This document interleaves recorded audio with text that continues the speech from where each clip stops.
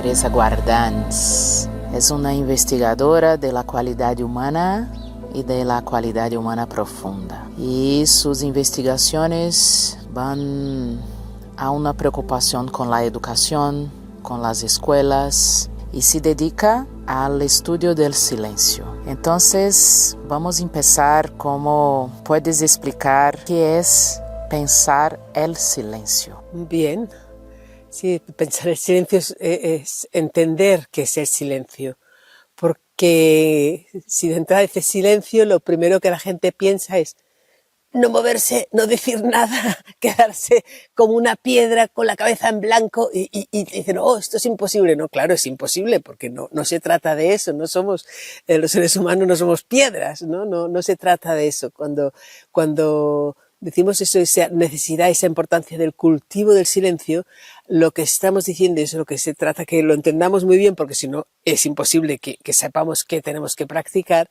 es que todas nuestras capacidades, nuestra mente, nuestro sentir, nuestra capacidad de actuar, todo ese ser humano que somos, no esté siempre lleno de ruido, preocupado por sus expectativas, sus miedos, sus recuerdos, todo, que eso es importante que de alguna manera esté, pero en un rinconcito actuando, nuevamente todo eso lo tenemos que llena todo nuestro espacio interior y nos está impidiendo atender a la realidad presente que somos y que hay, nos está impidiendo estar en actitud de escucha, de recepción, de comunión, de gratitud, de aceptación, todo eso que se abre, todas esas posibilidades que se abren cuando realmente estamos totalmente abiertos al presente. Si lo tengo que resumir de alguna manera, para mí, cultivar el silencio es como si, por decirlo así, si yo quiero poder escuchar lo que está sucediendo, poder saber lo que está sucediendo, tengo que dejar de hablar por un rato. Dice, dejar de hablar por un rato, pero no para quedarme muda, sino como actitud de la persona que quiere poder escuchar. Entonces es más, cultivar el aprender a escuchar que empeñarse en callar. Callo para poder escuchar, pero mi objetivo no es estar muda, mi objetivo es escuchar. Entonces, si tenemos esto claro, vamos viendo qué quiere decir con el corazón escuchar, qué quiere decir con la mente escuchar, qué quiere decir con la actitud de mi vida, estar a la escucha, en atención plena a todo, tal. Entonces, condición para eso es un callar, pero ahí está.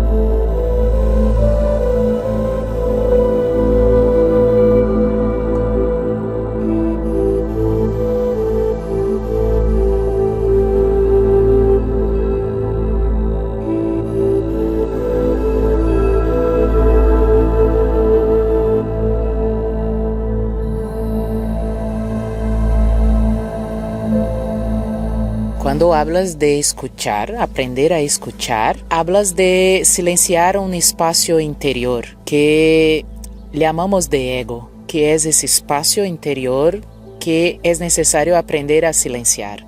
Aprender a silenciar, que no quiere decir matar. Cuando oigo matar al ego, digo, no, espera, no estamos entendiendo. Si matar al ego es una absurdidad, porque ese ego es importante, Y para explicarlo de alguna manera así también breve, solo que pensemos en que si un bebé, un niño, una niña cuando nacen, lo dejáramos suelto por ahí, igual se ocuparía un perro de ocuparse de él, pero no sería un ser humano.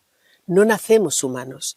Un perrito, una abeja, una mariposa, nace mariposa y nace perro y nace abeja y aprenden, pero el ser humano nace totalmente sin saber, sin entender, sin comprender absolutamente nada. Absolutamente nada. Y si ese ser humano pequeñito recién nacido vive entre lobos, hará de lobo. Y si vive en Alaska, vivirá de una manera y su mentalidad será, verá el mundo de una manera. Y si vive en América Latina, será de otra manera. O sea, el ser humano no nace humano, nace preparado para ser humano. Es una vida a punto de desplegarse totalmente a punto para aprender a ser un ser con cualidad humana en relación con otros humanos. ¿Y eso qué quiere decir? que desde muy pequeños empezamos a recibir palabras, las asociamos con las experiencias y poco a poco en nosotros se va desarrollando una estructura que nos permite interpretar la realidad en la que vivimos, la vamos conceptualizando, vamos viendo el mundo a través de esa vidriera cargada de la cultura de nuestro entorno, cargada de nuestra experiencia personal y en función de nuestras necesidades, deseos, expectativas, buenas y malas experiencias que nos hacen desear o tener miedo, tal. Toda esa interficie que es el ego y la gestiona el ego, el yo, la estructura psicológica personal, llamémoslo como llamemos, es una absoluta necesidad, porque si no seríamos un ser sin forma, sin estructura. El único error en el que caemos es que lo dejamos a su bola, dejamos que vaya solo. Y si va solo, ese ego, sin una educación, sin nuestra propia gestión, es como una bola que pones en una subida y la tendencia es coger cada vez más velocidad de caída. Y ya está, ¿no? Y en esa velocidad de caída, el ego es yo, cada vez, o sea, no tiene freno. Su función es darme a mí de comer y defenderme. Pero tengo que equilibrarlo desarrollando culturalmente, socialmente, la otra parte de mis capacidades. Mis capacidades son como un continuo, desde el egoísmo más extremo al amor más extremo, que es la profunda comunión con todo. Eso es cualquiera de nuestras capacidades pueden vivir en ese vano. Si yo las dejo totalmente en manos del ego, solo se va desarrollando como un automatismo sin freno, el egoísmo más extremo, más hasta, o sea, pues sería capaz de matar, sería capaz de lo que quieras, sin ningún límite, porque el yo te va como ofuscando, solo viéndote a ti y a ti y a ti. La gracia de los seres humanos, las sociedades humanas, que funciona bien su cultivo de la cualidad humana de una manera comunitaria y tal, es que a la vez que aprendemos a que el ego tiene su papel, vamos aprendiendo ese aspecto de atender a los demás, estar al tanto uno de los otros, aprender a atender a la realidad, abrirnos a ella. Eso es ir desarrollando nuestra capacidad honda, gratuita, pacífica, sabia, sabiduría, etcétera, etcétera, etcétera. Pero no soy dos personas. Mi corazón es uno. Puede estar totalmente cerrado al mundo o puede estar infinitamente abierto a la realidad. Y entonces, en ese corazón infinitamente abierto a la realidad, en profunda comunión con todo, no es mi yo el que está gestionando. Es el misterio de la vida sin obstáculo el que está ahí viviendo. Por tanto, ese desarrollo del ego, esa gestión del ego, que es el silencio, ese espacio interior que has silenciado, ¿qué es lo que estás intentando o procurando? Es que mi yo, mi ego, que es necesario, que tiene esa función de la vida de situarme donde esté, no me haga confundir pensando que mis necesidades, mis recuerdos y mis expectativas es todo lo que hay. No. Que haga su función porque tengo que poder sobrevivir ahí, pero que no sea obstáculo para que el misterio absoluto de la existencia, que también soy, sea el que realmente tome las riendas de mi vida. Entonces yo pueda estar viviendo, amando, escuchando, relacionándome con todas mis capacidades, no así, sino así, ¿no? Ya, ¿no? Ese es el ejercicio, yo diría no el trabajo, es un entreno, es un ejercicio, es un modo de vivir. Es un modo de vivir, no es una práctica de 2 minutos. Hay momentos que tenemos que ir practicando, pero para lograr un modo de vivir que no sea en una jaula, que sea ese ser que somos, dejarle desplegarse de verdad en su profunda gratuidad, bondad, ternura hacia todo, que es lo que realmente nos habita y somos cuando no hay un ego que está obstaculizando totalmente esa fuente de sabiduría que surge en todo, en todos, pero también en mí.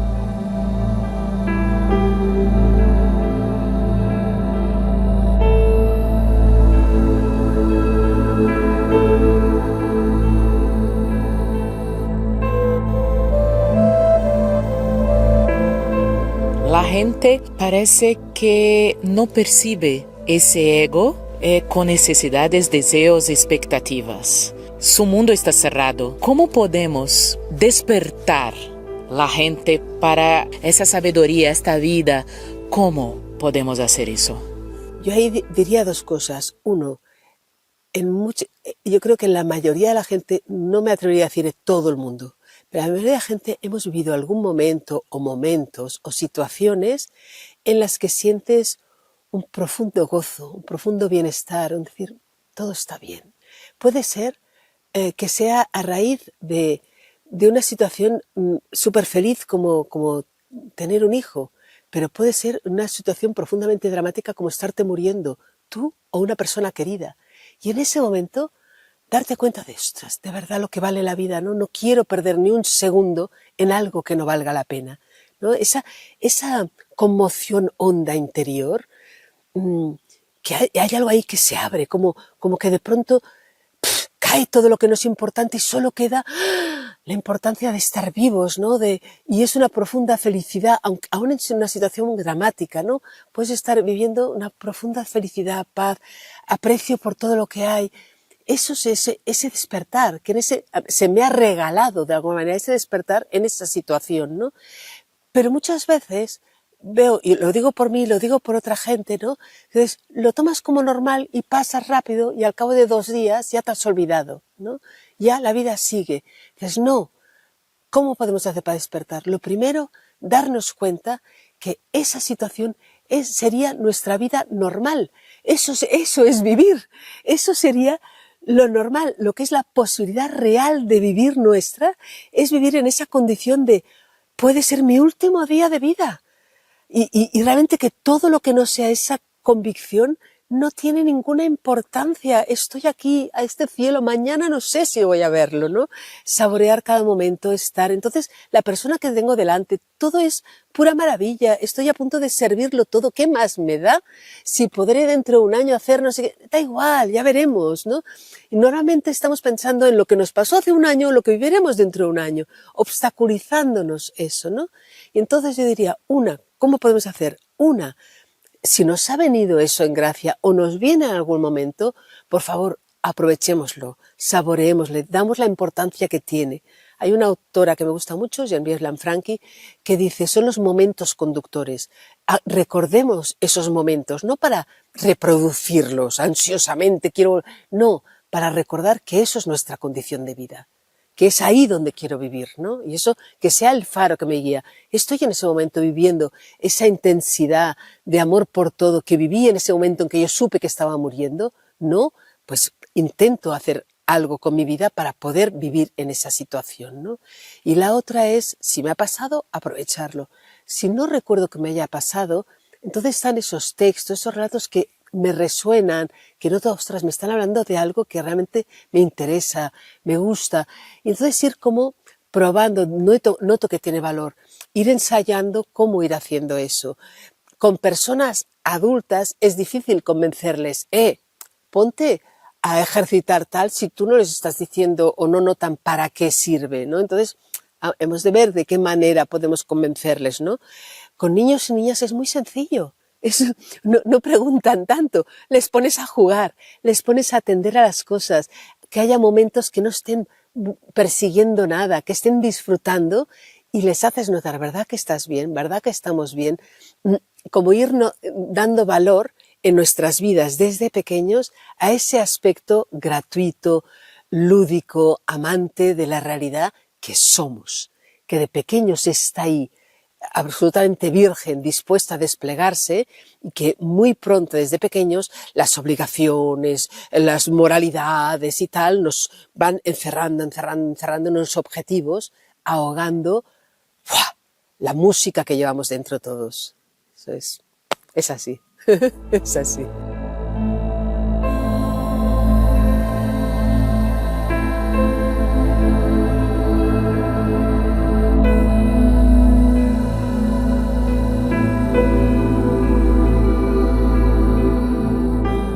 Hablas también de los textos. Los textos de sabiduría pueden ayudar a trabajar ese despertar. Y has dedicado a trabajar con esos textos en grupos. ¿Tú percibes ese despertar en la gente?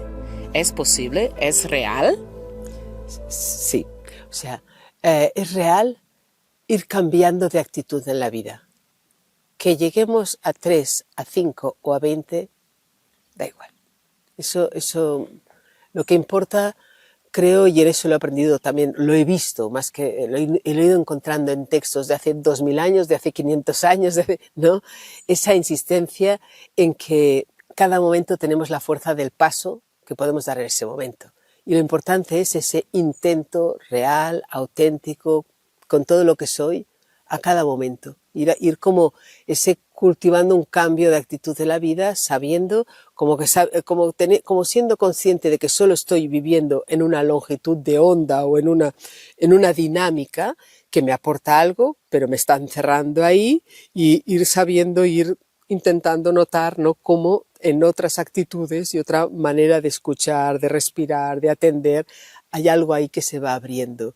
Solo ese intento de cambio de actitud en pequeños momentos y cada vez que vaya invadiendo más tu vida, uno nota que gana, que ahí se está ganando en calidad de vida, para uno mismo y para los que nos rodean. Eso también yo creo que es muy básico, que nos demos cuenta que esa práctica la hacemos para nuestra propia vida, pero no solo y no principalmente. Para cualquiera que nos rodea gana con nuestro cambio de actitud radicalmente, ¿no? Y eso en los grupos, como si yo no te diré, sí que ha habido momentos que notas perfectamente que hay una eureka en alguien, ¿no? Que después de un rato de silencio, después de una práctica, después de una lectura, de pronto le ves que ¡flash! Algo ahí se ha abierto, ¿no? Y eso es magnífico, y cuando uno lo vive es magnífico, pero no vas buscando a ver el flash, vas buscando como vivir lo más auténticamente posible que puedes, ¿no? Y quizá pasarás tiempo en que no haya un flash, pero en cambio yo sé que noto mucho la diferencia con si no estoy haciendo nada. Si no estoy haciendo nada, el ego, la fuerza, más que el ego, la fuerza egoísta del ego, tiene un poder inmenso, ¿no? Que si no le voy poniendo ni freno ni nada, me invade y acabo y solo viendo, mira que aquel me ha hecho y yo tengo que conseguir, en un vacío, en un estado que tienes nada que ver con lo que sé que aquí late y aquí sucede cuando estoy simplemente intentando, aunque no ya lo he logrado, intentando estar abierta, ¿no?, en ese intento. Yo diría que de alguna manera siempre empezamos con un cierto egoísmo, buscándote ese bienestar, esa paz interior que sabes que te favorece y que vives mucho mejor y mucho más feliz, ¿no? En la medida en que un poco ese sabor nos llega, ya yo creo que te iba a decir, te olvidas de ti. Bueno, a ver, te vas olvidando de ti, o te va importando mucho más ese sabor por sí mismo, independientemente de lo que suceda en ti o no, ¿no? Entonces, ostras, vale la pena, ¿no? Y además, para mí, yo creo que lo que más fuerza me ha dado es notar la diferencia en cuando es la individualidad, Teresa, la que está en los sitios, en las reuniones. Bueno, a veces lo que yo he aprendido o he estudiado, lo que sea, sirve, vale, pero qué distinto es cuando la individualidad Teresa intenta no ser un obstáculo y dejar que la vida esté ahí, ¿no? Noto la diferencia, es que la noto para mí, la noto para mi alrededor, ¿no? Hay algo aquí que pacifica, hay una fuente en nosotros que es paz, y lo es, y es serenidad, y es como capacidad de gozo. Nisargadatta, la flor no hace nada, pero su presencia lo cambia todo. ¿No? Fue un poco esa, para mí me queda, somos ese perfume de flor, no porque sea un éxito mío, no. Yo, como máximo, yo soy obstáculo a que esa flor pueda. La vida que hay aquí, con su capacidad de belleza y de transmitir felicidad, paz, sabiduría, no es mía, está aquí, en todo y en cada uno de nosotros. Lo único que tenemos que intentar es no ser obstáculo a eso, que surge en cualquier vida por poco que no le pones tu jaula encima, intentando agarrarte a todo con miedo a soltar.